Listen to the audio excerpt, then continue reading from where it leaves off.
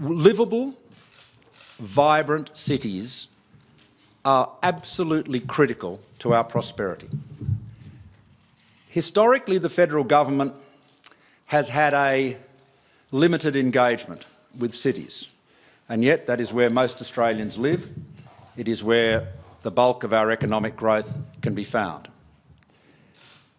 We often overlook the fact that livable cities, efficient, productive cities, the environment of cities, are economic assets. You know,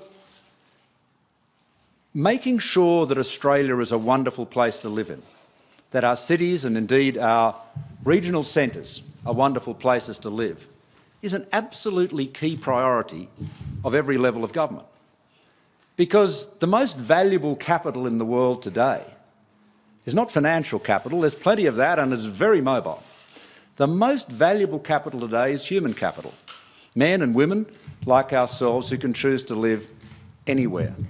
We have to ensure for our prosperity, for our future, for our competitiveness, that every level of government works together constructively and creatively to ensure that our cities progress, that federal funding of infrastructure in cities, for example, is tied to outcomes that will promote housing affordability. Integration is critical. We shouldn't be discriminating between one form of transit and another. There is no roads are not better than mass transit or vice versa. Each of them has their place. Infrastructure should be assessed objectively and rationally on its merits. There is no place for ideology here at all.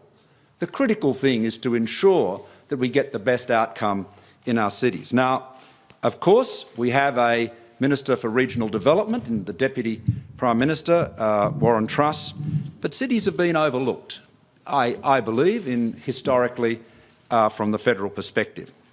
So within the Ministry of Environment, I'm appointing the Honourable Jamie Briggs MP to be the Minister for Cities and the Built Environment, to work with Greg Hunt, the Environment Minister, to develop a new Australian government agenda for our cities in cooperation with state, local governments and urban communities.